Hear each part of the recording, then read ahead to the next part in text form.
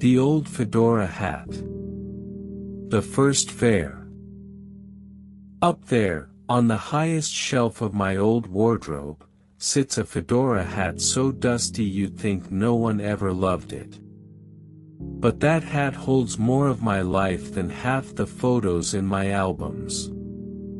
I was about 7, maybe 8, when your great-grandfather called me into his room early one morning. It was still dark out, the roosters hadn't even bothered to crow yet. He was sitting by the window, drinking coffee from a chipped mug, wearing that fedora low over his eyes. When I walked in, he patted the stool beside him. He told me he was taking me to the county fair, my first. Back then, the fair was the biggest thing a small boy like me could dream of: lights, candy, games, animals I'd only seen in storybooks. But what I remember most is how he looked at me as if he needed to see if I was ready to grow up just a little bit that day. He pulled the hat off his own head and placed it on mine. It sank so far down that it covered my eyebrows and ears. I laughed, a real belly laugh that made him smile into his coffee. Then he tapped the brim and said, "Keep it straight, son. A good hat teaches you to stand tall." On the walk to town, I felt bigger. Grown. Every neighbor we passed greeted him by name, and nodded at me like I was suddenly part of something important, a boy trusted enough to wear a man's hat. At the fair, the world burst open like a storybook come alive. Sticky caramel apples, squealing piglets, the smell of hay and popcorn, the sound of laughter and distant music.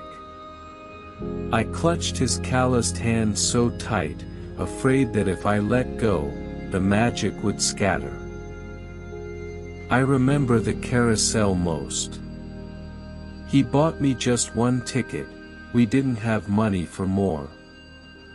He said, "One ride is enough if you ride it like it's the whole world."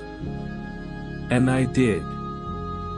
He lifted me onto the painted horse, held my hat so the wind wouldn't snatch it, and every time I spun past him, I saw him standing there, same fedora shadowing his hair, hands in pockets, smiling like he could see every tomorrow I'd ever live.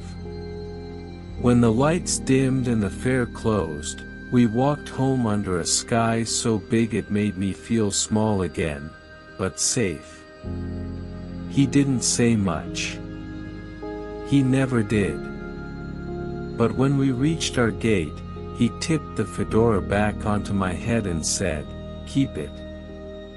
You'll grow into it." And I did grow, too fast, maybe. There were years when the hat sat lonely on that shelf. School, first job, the rush to be a man with no time for boyhood fairs. But I never threw it away. Some nights, I'd come home tired and spot the fedora in the corner of my closet. Just looking at it reminded me of caramel apples and calloused hands, of a man who never said, "I love you," but showed me how to stand tall when life tried to bend me. Now I'm an old man telling you this, and that hat is still here. Sometimes, when the world feels heavy, I dust it off and place it on my head again, just to remember, being a man doesn't mean forgetting how to be a boy. It means knowing that sometimes, one ride is enough, if you ride it like it's your whole world, and one father's hand is enough to remind you who you are when everything else tries to make you forget.